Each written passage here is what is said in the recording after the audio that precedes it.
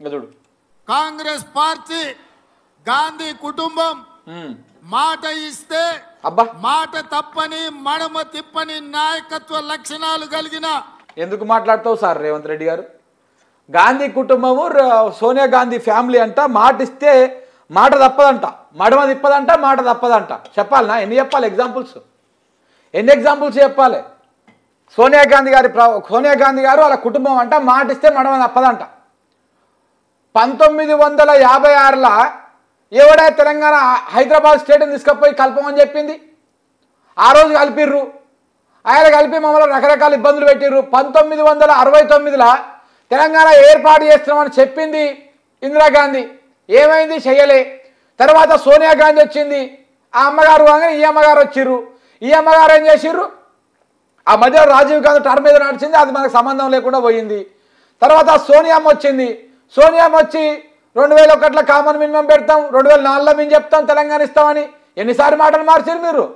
పచ్చి లంగలు అవకాశవాదులు ఉందంటే అది కాంగ్రెస్ పార్టీ. ఇంకోటి ఉంటారా? 2004, 2001, 2004, 2009, 2014 4-5 సార్లు మాట మార్చి వందల మంది వేల మంది బిడ్డల ప్రాణాలు తీసుకొని తెలంగాణ రాష్ట్రాన్ని చివరికి గత్యంతరం లేక విధి లేక తప్పని పరిస్థితుల్లో తెలంగాణ రాష్ట్రాన్ని ఇచ్చిరు మీరు. ఈ దేశంలో ఉన్నటువంటి ఎన్ని పార్టీలు ఉన్నాయో అన్ని పార్టీలని ఆనాటి ఉద్యమకారులు కేసీఆర్ లాంటి వాళ్ళు పోయి ఒప్పించుకొని పొలిటికల్ లాబింగ్ చేసుకొని అన్ని కాగితాలు దగ్గర పెట్టుకున్నాక విధి లేని పరిస్థితుల్లో మీరు ఇచ్చిరు తప్ప తెలంగాణ రాష్ట్రము మీరు ఏదో మీ దయాదాక్షిణాల మీద వచ్చిన రాష్ట్రం కాదు, అడగంగా ఇచ్చినటువంటి రాష్ట్రం కాదు. ఆ విషయాన్ని మర్చిపోతే రేవంత్ రెడ్డి గారు మీరు మళ్ళీ నీతులు చెప్తారు. ఇంకా గాంధీ కుటుంబం రాహుల్ గాంధీ గారు ఇచ్చిన మాట మేరకు ఇక రాహుల్ గాంధీకి అయితే తెలంగాణ గురించి ఆకు తెలియదు, పోక తెలియదు. నిజంగా రాహుల్ గాంధీకి తెలంగాణ గురించి ఏమీ తెలియదు, ఉట్టి లాలిపప్పు, ఏం సంబంధం లేదు. ఆయనకు అసలు అర్థమే కాదు అసలు తెలంగాణ అంటే ఏంటిది. చాలాసార్లు ఎయిర్పోర్ట్కి వచ్చి ఏం మాట్లాడాలి, సభ మీదకి వచ్చి ఇట్లా అడగలే, ఏం మాట్లాడాలి, వచ్చి ఏం మాట్లాడతావు? పప్పులు బెల్లాలు తినేసిపోవాలి నువ్వు, అంతకుమించి ఇంకేం మాట్లాడద్దు. ఈ సంవత్సరం ప్రభుత్వం ఏర్పడిన 6 నెలలలోపే 2 లక్షల రూపాయల రుణమాఫీ చేసి 18,000 కోట్ల రూపాయలు 23 లక్షల రైతుల ఖాతాలో వేసి. ఎందుకు చెప్తున్నావు అట్లా? ఆగి ఆగి కుచ్చి నువ్వేదో ఘనకార్యం చేసినట్టు 18,000 కోట్లు 23 లక్షల రైతులకు వేసినాం అని చెప్తున్నావు. ఏం వేసినావు నువ్వు? ఏమేలే, ఏం వేసినావు చెప్పు? ఒక్కసారి రైతు భరోసా నువ్వు చెప్పిన లెక్క ప్రకారం ఇస్తే 15,000 కోట్లు అవుతుంది. నువ్వు రైతు భరోసా 2 సార్లు లెక్కొచ్చినావు ఇప్పటికే. నేను రాగానే రైతు భరోసా చేస్తాంటివా? డిసెంబర్లో తీసుకుంటే 10,000, మేము వచ్చినాక తీసుకుంటే 15,000 అని చెప్తావా? ఏకకాలం 2 లక్షల రుణమాఫీ అన్నవా?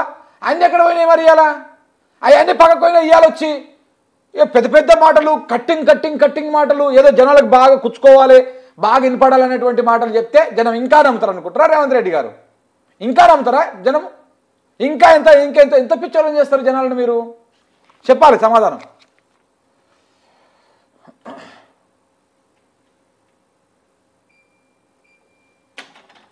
వ్యవసాయం దండుగ కాదు, వ్యవసాయం పండుగ అని ఇందిరమ్మ రాజ్యంలో మనము నిరూపించినాం. అప్పుడే నిరూపించేసినావా? పండుగ దండగ కాదు పండుగ అని అప్పుడే నిరూపించిండు. ఎందుకంటే 200 మంది 500 మంది చచ్చిపోయారు రైతులు ఇప్పటికీ.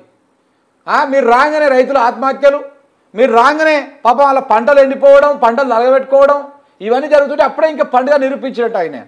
ఇంకా ఇది కాంగ్రెస్ పార్టీ నిబద్ధత.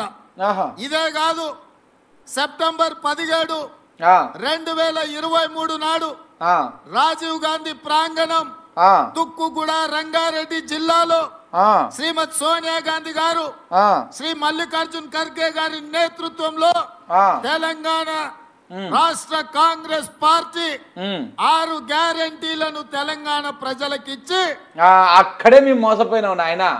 ఆడనే తలకా అనవసరంగా ఈ అమ్మ ఏమో చెప్పగానే 6 గ్యారెంటీలు పంపే ఆ దుకాణం.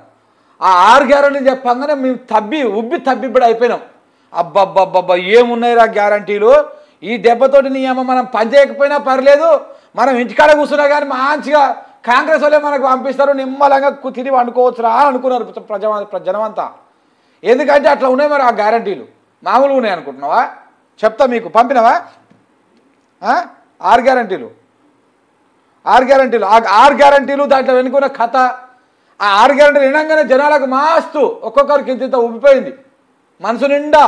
ఓ కొడుక మస్తు ఉన్నదిరా నాయన, సూపర్ ఉన్నది అని అనుకున్నారు. కానీ సీన్ కట్ చేస్తే ఏమైంది? 6 గ్యారంటీలే మన కొంప ముంచినాయి. 6 గ్యారంటీలే మన ఇంట్లో ఉన్న తీసుకుపోయి బయట వేసినాయి. 6 గ్యారంటీలే ఇలా మన బజార్ పాలు చేసినాయి. 6 గ్యారంటీలు మహాలక్ష్మి అన్నాడు, గృహలక్ష్మి అన్నాడు, రైతు భరోసా అన్నాడు, ఆ భరోసా అన్నాడు, అన్ని ఏడుకొండలవాడ వెంకటరమణ గోవింద గోవింద అయిపోయింది పరిస్థితి. 6 గ్యారంటీలను ముందు పెట్టుకొని మనం ప్రజల దగ్గరికి వెళ్ళడం జరిగింది. అదే అయినే ప్రజలు మోసపోయారు. 6 గ్యారంటీలను మనం ముంగల పెట్టుకొని ప్రజల దగ్గరికి పోయారు.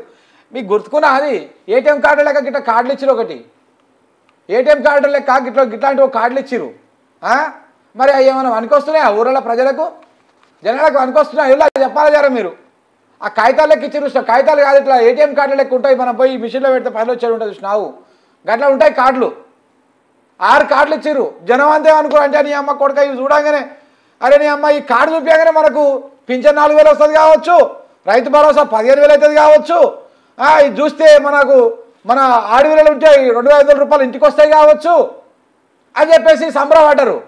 కానీ ఆ కార్డులు చివరికి అయిపోయాక ఇది తీసుకొని చాలా మంది ఆ కార్డులను పట్టుకొని మీ సేవ సెంటర్లకు పోయిరంట. ఓట్లు అయిపోయాక సార్కి ఇవేవో ఇచ్చిపోయారు కదా అప్పుడు కాంగ్రెస్ వాళ్ళు చేయి గుర్తోళ్ళు, ఇవి ఇస్తే ఇవి ఏముండదమ్మా వీటి దాచిపెట్టుకోవాలి మీరు అని చెప్పినట్టు వాళ్ళందరూ.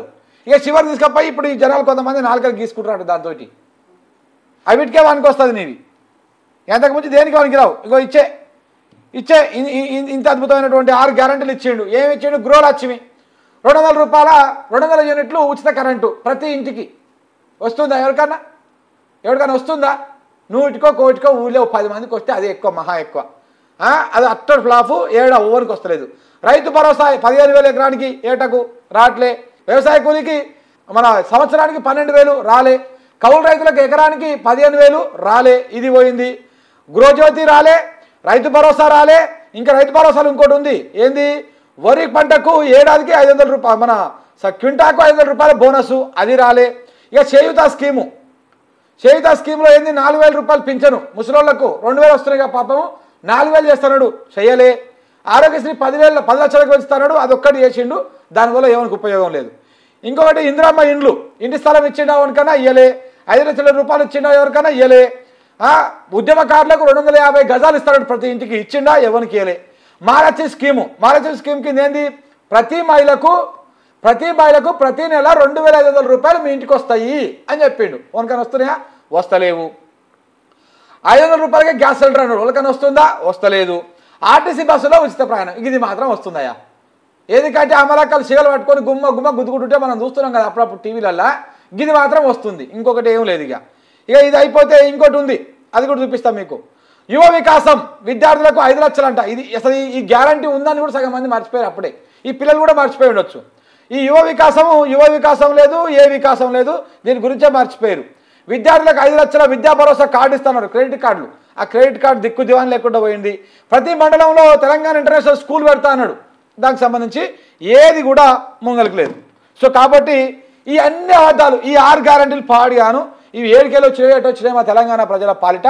ఈ 6 గ్యారంటీలు మన కొంప ముంచినాయి, మొత్తం మనం సర్వనాశనం అయిపోయినాం ఇవాళ మనం ఈ 6 గ్యారంటీల వల్లనే. ఎందుకంటే అన్ని మీరు ఉన్నది పోయింది, ఉంచుకున్నది పోయింది, ఇప్పుడు మన బతుకు అంకట్ల బతుకు అయిపోయింది అన్నమాట పరిస్థితి.